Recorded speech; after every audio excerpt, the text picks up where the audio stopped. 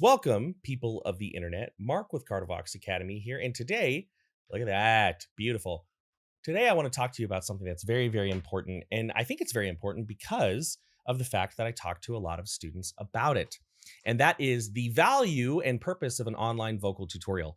Now, if you're new to the channel, my name is Mark. I am a extreme metal vocal full-time vocal coach. People use different terms, but essentially I teach people how to do stuff like safely and efficiently. And one thing that I run into with many of my students, especially new students, is them talking about and being extremely confused by online vocal tutorials, especially shorts. Shorts are something that are a huge part of our lives now, for better or for worse. As somebody who is, used to exclusively be on YouTube, let me tell you, shorts are where people go.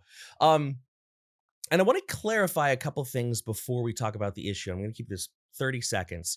Number one, this is not a video saying vocal tutorials are bad or not worth your time. This isn't a video to dissuade you from watching other people's shorts and watch my long form video. I think it's actually very smart, even for students of mine, to watch and consume the content from other vocal coaches so they can learn to find what's useful, clear out misinformation from good information, and get a broader scope of the landscape here. But when it comes to short form vocal tutorials, which I do post, so again, I'm not trying to be a hypocrite or anything here, there is an inherent issue with them. And that issue is that they are presented as recipes. Let me explain to you what I mean. When you have a vocal tutorial that's 30 seconds, a minute and a half, which is usually where mine fall, 2 minutes, even 3 minutes, even sometimes 5, right? What you're going to get is as the person making that content, you're going to have the added pressure of fitting in everything that you think is necessary into that small amount of time. Now, if you could fit every piece of necessary information into 30 seconds to 5 minutes, covering everything and making sure that the person on the other end will get the results that they should, vocal coaching wouldn't exist, right? Fundamentally, the way that people learn motor skills would be different. It would throw everything we know about it to the wind, right? And so I want to talk about what I mean when I say it delivers them as a recipe. Well, let's do a really simple recipe. Let's do a really simple recipe, like a peanut butter and jelly sandwich. I'm sure you have seen many vocal tutorials that look like this. Hey everybody, what's up? I'm going to teach you how to make a PB&J. First thing you want to do is get a piece of bread. Second thing you want to do is get another piece of bread. Put peanut butter on this side, jelly on this side. Put the pieces of bread together, and now you have a fry scream, right? Now, again, this is not me silently or passively jabbing other vocal coaches for doing this, because I think that giving people a basic outline of ways that you can achieve these sounds can be very valuable. However, that is inherently not how our bodies learn things. Now, if you've been in the comment section of those tutorials, even the comment section of my tutorials, you will probably see a lot of people having this huge success, right? People being like, whoa, nobody's ever explained it this way before, and now it just suddenly clicked. Or, holy cow, I've watched a bajillion vocal tutorials, and this is the first one that made it work for me. And that may be true. Very possible, right? Whenever I see those comments on my content, I'm always like, dang, I hope it worked that way because that'd be sick, right? But in actuality, when we see those comments, we have to ask ourselves a couple things. Number one, right? Does that person who is brand new to vocals truly know how to self-assess? Do they actually know if they got it, right? Number two, we have to ask ourselves, how long have they been trying? So when you are watching these vocal tutorials and you're watching the vocal coach or the vocalist, because not every vocal tutorial is made, sometimes vocalists and bands who have no interest in teaching will say, hey, here's how I do it. Give it a try. You can do it too. When you're watching this content and it's, A plus B will give you C, and you're reading people in the comments saying like, holy cow, I got it. If it's not working for you on your first, second, or third try, it can feel like something's wrong with you, right? But there's nothing wrong with you. Now, I am no neuroscientist. I am no doctor. But I am someone who has taught harsh vocalization for 5 or 6 years, done thousands of lessons. Now I know if there are some vocal coaches watching this, they're going to be like, rookie numbers. I've been at this for 20 years. To which I say, hell yeah, you're a beast. You're a beast, and I'm going to get on your level one day. But one thing I know for sure is that the way we learn motor skills is through mindful repetition, mindful goal-oriented repetition, right? When we are doing any sort of scream, let's just say like a basic scream, like a basic, like some people would even call this a mid, but something that we could turn into a high, something not very difficult. Hey, wow, way, blah. Right? If we're doing something like that, it is a coordination-based skill.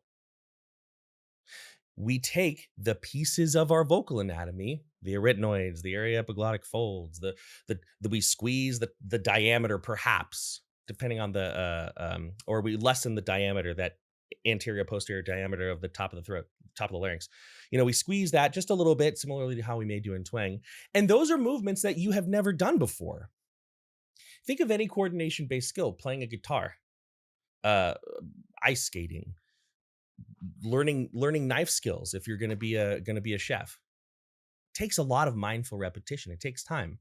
And this is not a flaw. I think one of the biggest things I've noticed in my students and in my teaching that decides not necessarily how fast they will learn, but certainly has an impact on how smoothly their learning will go, will be their relationship with the process of repetition.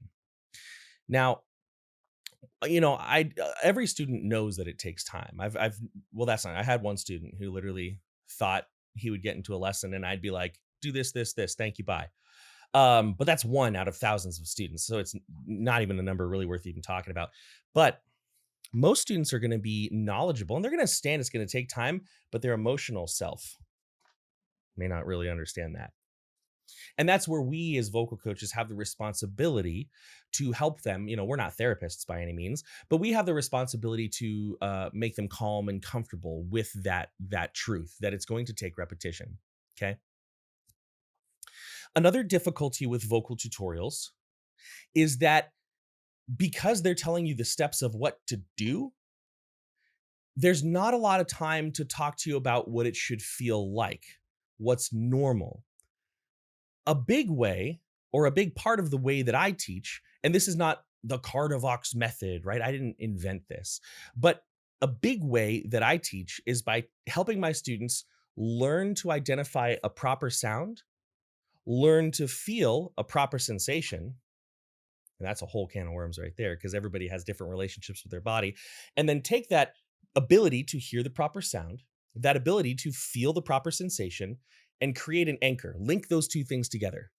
So they have what I often will call a somatic anchor, which I don't think is the best term for that, but it's the one that I most often use. And essentially what this means is they have a feeling in their body that they know will likely get them that sound, right? Think of it like sitting at a keyboard and typing, right? A lot of accuracy. If you're around my age, late 30s, early 40s, you probably spent a lot of time with Mavis Beacon or Sticky Bear. Sticky Bear teaches typing, right? But this is where the mindful part of repetition comes in. Repetition alone is simply not enough. Repetition alone is not enough. I've had students come to me who, they spent years doing vocal tutorials, but their ability to self-assess is quite low because they don't know how. Nobody taught them. And so they'll say, hey, you get this a lot with fry tutorials, but you also get it with false chord tutorials and other things. But they'll say, I've been doing all these fry tutorials and I'm making the exact same sound that they are, but it's not working. And I say, well, why don't you show me what you're doing? And they go like this, and you're immediately, you're like, oh, well, your starting point's not going to be useful for you, right? Because we can't really use that low actual fry register tone. That's a conversation for a whole separate video. So if you're watching vocal tutorials and you're following all the steps, but you don't know what it should feel like in your body, you don't know exactly what the end result should sound like, then it's going to be really difficult for you to create that anchor. I mean, there are a lot, but last thing that's difficult with vocal tutorials is that there is a point of transition that there's generally not enough time to explain. And I'll show you one. So, one of the most common ways, again, I did not invent this, but it's one of the most common ways to teach somebody how to do false chord screams, right? Is to start with throat singing, Kargria, right? So, well, already a bunch of people aren't going to know how to do that. So you got to make a separate tutorial about that. But now I'm going to take this Kargria and I'm going to talk like I'm making a short form vocal tutorial. Okay. I'm going to take this Kargria and I'm also going to lean into it. Now just increase your airflow. And there you have false chord. That's a good explanation of how it can work in a very, very, very, very succinct way. But you can hear that as I increase airflow, there's a little gear shift.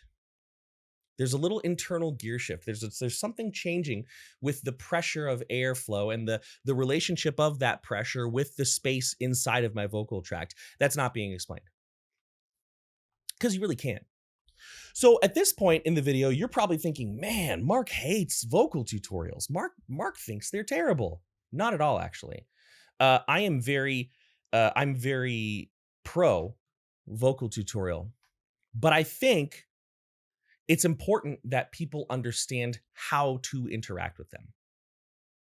Especially because nobody watches one vocal coach's vocal tutorials.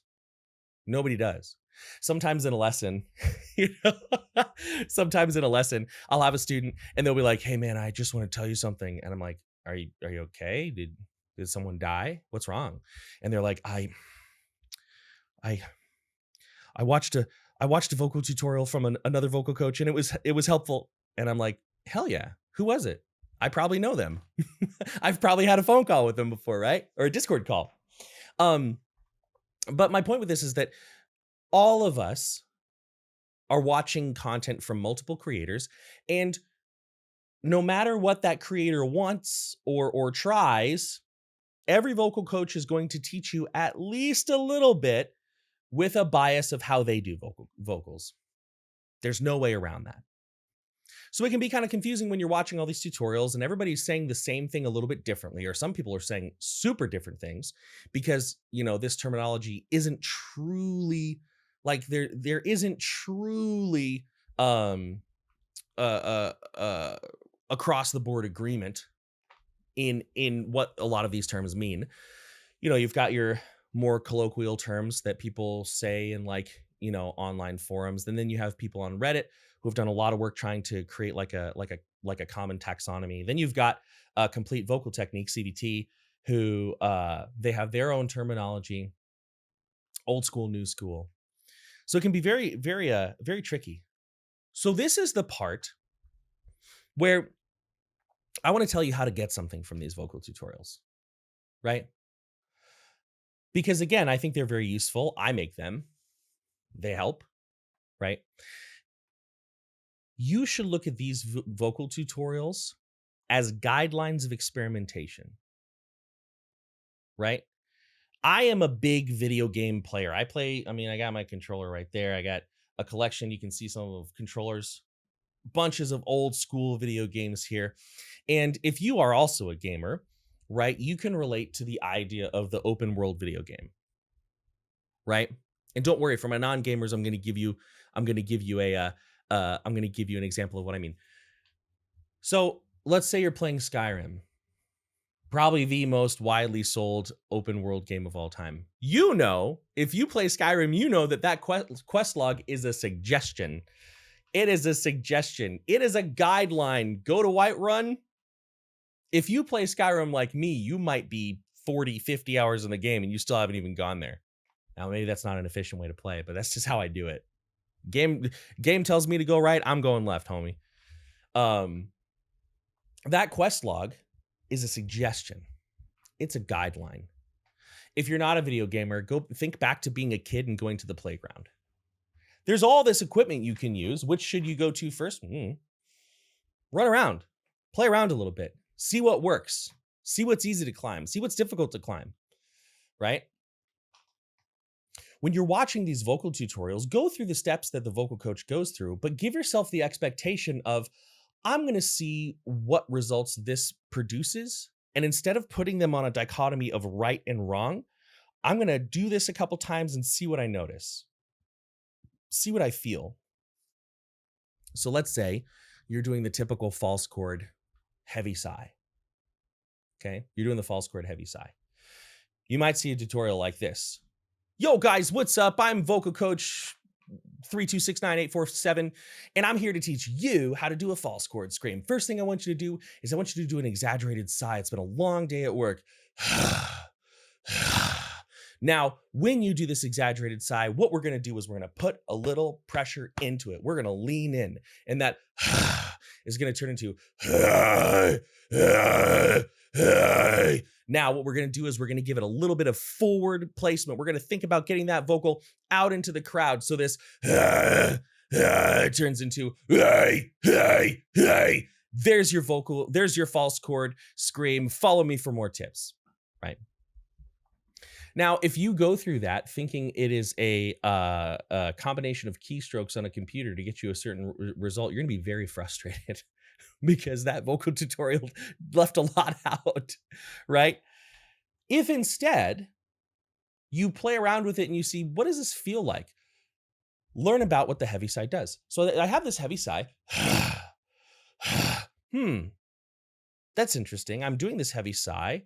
It feels really rumbly down here. That's weird. I don't think it should feel really rumbly down here. Now, what did he say? What did he say about, I know he said to lean in, but what did he say about the forward resonance part? What if I like call out to somebody? What if I call out instead? Oh, that doesn't feel good. Okay, so there's definitely something I'm missing. Let me go watch a couple tutorials and see what I find, right? In that experience, you still follow the tutorial, right? You still did the steps, but instead of putting that tutorial in your brain as a recipe, you put that tutorial in your brain as just some ingredients to play with, right? A really good way to think about it is going into your kitchen, right? Or going into a kitchen with a lot of amazing ingredients and having all the freedom in the world to just kind of make something. Just play around with these ingredients and see what you get. Think of each vocal tutorial as like a little package of ingredients that you can mess with, right? What this does mean is that you are probably not going to have the experience of following a tutorial and always coming away with a sound that you like. But you weren't doing that anyway. You weren't doing that anyway. If you were, hell yeah, because there are those people who follow tutorials and they just kill it. And let me tell you, as somebody who's been teaching extreme vocalization 6 days a week for a very long time, those people tend to, and I know this is kind of controversial, they tend to just be kind of good at it. Those types of people, when I coach them, it's easy. There's not a lot of work involved. And it's a little boring, to be honest. No offense to them. It's just, there's no puzzle to solve. There's no journey to really, it's just like, okay, do this. Wow, that worked. Okay, try this. Wow, that worked. Okay, you told me what it felt like before I could ask. Holy cow. Go tour the world. So again, vocal tutorials online can be very, very helpful. They can be very, very useful. I think you should watch them, but I want you to use them as guidelines to explore and play with your voice rather than recipes to create an expectation of getting a specific thing at the end of it. When you find something that works, and this whole video is, by the way, in the assumption that you're not working with a vocal coach and you don't plan to. Because that would be kind of a bullshit pivot, wouldn't it? And eventually hire me. No. I mean, you can, right? Happy to help you out. But under the assumption that you're not going to work with a vocal coach, you're not currently, and you don't plan to, could be that's just not your style, could be, money or time situation, could be your schedule's really, really busy. So like if you work at a restaurant, Which days do you have free coming up that week? Who's to say? You might have to pick up a couple shifts, because if you don't pick up shifts, nobody's picking up yours. Can you tell I worked in a restaurant for a little while? I know. Not that long, but I know how it works. You got to pick up some shifts. It's a matter of survival. So if you're not going to work with a vocal coach, here's what you focus on. Here's what this all truly boils down to. If you follow a tutorial or 2 or 10, and that conglomerate of tutorials helps you find a way to activate the distortion you're looking for in a way that is comfortable and feels mostly up at the top, then down right on your voice, then you're probably doing pretty good. After a point, follow the things that give you that sensation, right? Oh, that's a nasty. Ooh, that food is rotten. That's nasty.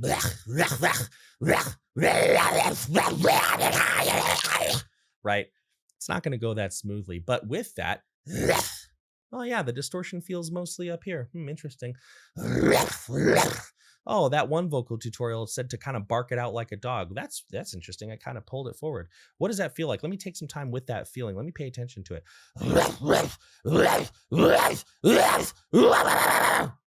And that'll get you somewhere. Hopefully this has been helpful. Go forth, watch vocal tutorials, and treat them as guidelines for you to understand your voice broadly over time. Many thanks, much love, I'm out.